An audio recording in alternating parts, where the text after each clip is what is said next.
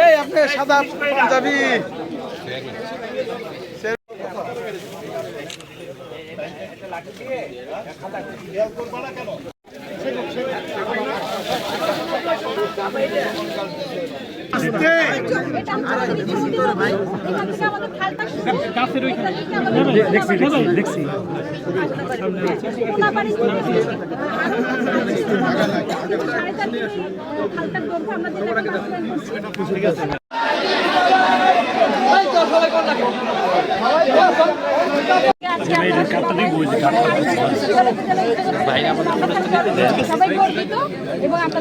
আপনারা জানেন যে আমাদের দল নির্বাচনের প্রাককালে আমাদের বর্তমান মাননীয় প্রধানমন্ত্রী যে নির্বাচনী ইস্তেহারে বলেছিলেন যে আমরা যদি জনগণের ম্যান্ডেট পাই তাহলে আমরা 5 বছরে 20,000 কিলোমিটার খাল খনন করব।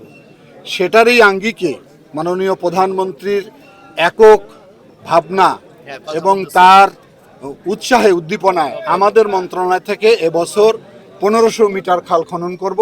5 বছরে আমরা 7,500 খাল খনন করব করি জাগোবাই তিস্তার পানির জন্য।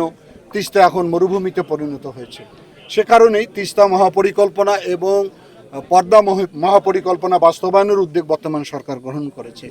আমরা মনে করি যে বাংলাদেশ নদীমাতৃক দেশ, নদীগুলো অবহেলায় অযত্নে অবজ্ঞার কারণে আজকে সব খালে পরিণত হয়েছে, সেগুলোকে পুনর্খননেরও একটা মহাপরিকল্পনা বর্তমান সরকারের রয়েছে।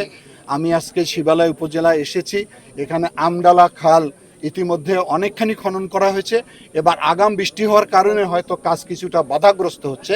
আমরা আগামী শুকনা মৌসুমে অসম্পূর্ণ কাজটাকে সম্পন্ন করব। আর আপনারা যেটা বলছেন যে এই ব্যাপারে যদি কোনো দুর্নীতি থাকে সেগুলো তো অবশ্যই আমরা অ্যাড্রেস করতেছি। যেখানে আপনারা জানেন 17 বছর তো বাংলাদেশে দুর্নীতিতে নিমজ্জিত ছিল, তো একদিনে তো সব কিছু পরিষ্কার করা সম্ভব হবে না। তবে এই ধরনের কোনো যদি স্পেসিফিক অভিযোগ হয় তাদের বিরুদ্ধে অবশ্যই আমরা ব্যবস্থা গ্রহণ করব।